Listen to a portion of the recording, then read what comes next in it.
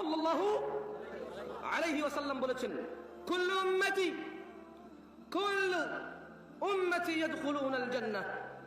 শোনো উম্মতে মুহাম্মদ, শোনো তোমাদের রাসূল কি বলছে সাল্লাল্লাহু আলাইহি ওয়াসাল্লাম। শোনো উম্মতে মুহাম্মদ, আবু বকরের মেয়ের জামাই কি বলছে রাদিয়াল্লাহু আনহু। শোনো শোনো উম্মতে মুহাম্মদ, উম্মাহাতুল মুমিনিন আয়েশা রাদিয়াল্লাহু তাআলা আনহার স্বামী কি বলছে শোনো। তিনি বলছেন, কুল্লু উম্মতি, আমার সব উম্মত, ইয়াদখুলুনাল জান্নাহ, জান্নাতে প্রবেশ করবে, ইল্লা মান আবা, তবে ওই ব্যক্তি জান্নাতে প্রবেশ করবে না যে আমাকে অস্বীকার করে। ক্বালু, সাহাবারা সবাই বললেন, ওয়া মান ইয়াবা ইয়া রাসূলুল্লাহ, হে আল্লাহর রাসূল সাল্লাল্লাহু আলাইহি ওয়াসাল্লাম, আপনার সব উম্মত জান্নাতে যাবে, শুধু যে আপনাকে অস্বীকার করে সে ছাড়া কে সে? কে সে হতভাগা, কে সে অস্বীকারী যে আপনাকে অস্বীকার করে, অথচ আপনার উম্মত অস্বীকার করে আপনাকে? অল উম্মতে মুহাম্মদ, কান দুটো খুলে শোনো।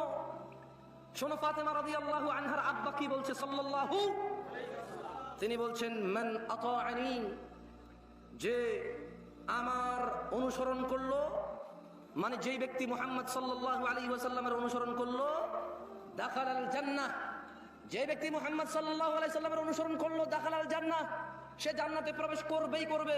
এটা কে বলেছে? আল্লাহর রাসূল বলেছে সাল্লাল্লাহু আলাইহি ওয়াসাল্লাম। তারপর আল্লাহর নবী বললেন, ওয়ামান আসানি, আর যেই ব্যক্তি আমার অবাধ্য হয়, যাকে দাড়ি রাখতে বলেছি রাখে না, টাকনুর নিচে প্যান্ট রাখতে নিষেধ করেছি মানে না, যাকে বলেছি বাবা মায়ের সাথে ভালো ব্যবহার করো সে আমার কথা মানে না, যাকে বলেছি 5 ওয়াক্ত 17 রাকাত নামাজ পড়ো নাহলে মুসলিম থাকবা না, সে পরোয়া করে না, যাকে বলেছি তোমার হালাল থেকে খাও, হালাল থেকে উপভোগ করো, যাকে বলেছি মেয়ের কাছে যেও না বিবাহ ছাড়া, বলেছি কোনো মহিলার সাথে কথা বলিও না অপ্রয়োজনে প্রয়োজন ছাড়া, যে এগুলো মানে না, ওয়ামান আসানি, শুনে নাও আমার সাহাবারা, যেই ব্যক্তি আমি মুহাম্মদের অবাধ্য করলো, যেই ব্যক্তি আমার অবাধ্য হলো, বলেছি সালাতে আসতে, যাকাত দিতে, হজ করতে, সৎ ব্যবহার করতে, জমিনে নম্র এবং ভদ্রভাবে চলতে, বলেছি কোরআনুল কারীমের শিক্ষায় নিজেকে শিক্ষিত করতে, বলেছি আল্লাহ ভীরু হতে, বলেছি আল্লাহ যা পছন্দ করে তা পছন্দ করো, আঁকড়ে ধরো, বলেছি আল্লাহ যা অপছন্দ করে তা বর্জন করো, ঘৃণা করো, যে এগুলোর পরোয়া করেনি, ওমান আসানি,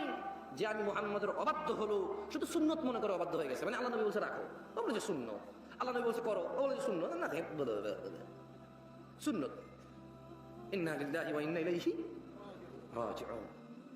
আল্লাহ নবী বলছে, ওয়ামান আসানি, যে আমি মুহাম্মদের অবাধ্য হলো, ফাকাদ আবা, সেই লোকই আমাকে অস্বীকার করলো যে আমার অবাধ্য হলো। রাসূল সাল্লাল্লাহু আলাইহি সাল্লাম বলেছে, সাল্লু, নামাজ পড়ো, কামা রাআইতুমুনি উসাল্লি, যেভাবে আমি মুহাম্মদকে নামাজ পড়তে দেখো। সাল্লাল্লাহু, আমরা বিভিন্ন বিভক্ত করে ফেলেছি নামাজকে এবং বলেছি সব ঠিক সব ঠিক সব ঠিক, হলুদ সব তরকারিতে লাগে, ইসলাম নাকি হলুদ সব জায়গায় লাগে। ইন্না লিল্লাহি ওয়া ইন্না ইলাইহি রাজিউন। হয় গাজীপুরবাসী, নূহ আলাইহিস সালামের দাওয়াতের কথা মনে পড়ে যায় যখন এখন তোমাদেরকে দাওয়াত দিতে এসেছি।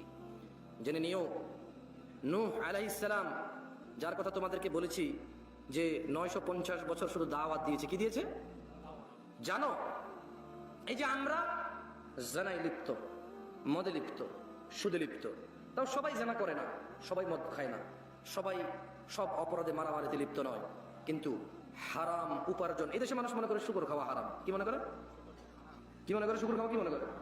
কিন্তু অবৈধ টাকা দিয়ে হজ করে জমজমের পানি খাওয়া যে হারাম, এটা মনে করে না, বুঝাইতে পারেনি মনে হয়, ও মনে করে জমজমের পানি খেয়ে হারাম হয়ে যায়, বুঝাইতে পারেনি। আচ্ছা শোনেন, আমরা শুকর কি জন্য খাই না? কি এটা হারাম এই জন্য নাকি মনে চায় না তাই? কোনটা? এই সবাই কথা বলি, বুঝছেন, অসুবিধা নেই তো। শুকর হারাম তাই খাই না, তাহলে সিগারেট কেন খাই? তো এখন আজকে এখানে শিক্ষা হবে, এটা ক্লাস হবে ইনশাআল্লাহ। আমি ওয়াজ করতে জানি না, উদয় আমার নিয়ে আসছে। আমার কথা হচ্ছে একটা ক্লাস হবে, আধা ঘন্টা 1 ঘন্টা 40-50 মিনিট একটা ক্লাস হবে, যেখানে আপনি কিছু জিনিস শিখবেন। এবার সম্পূর্ণ আপনার নিজের অভিমত, নিজের ইচ্ছা, আপনি আপনার রবের পথ অবলম্বন করবেন নাকি ইবলিসের পথ অবলম্বন করবেন? আপনি নিজেকে সংশোধন করবেন নাকি নিজেকে উশৃঙ্খল রেখে আল্লাহর জাহান্নামের দিকে, আল্লাহর রাগের দিকে চলে যাবেন? সিদ্ধান্ত কার? আপনার। আর আমি কি করতে পারি? আপনাকে একটা জিনিস শুনাই শিখাই যেতে পারি, ঠিক কিনা?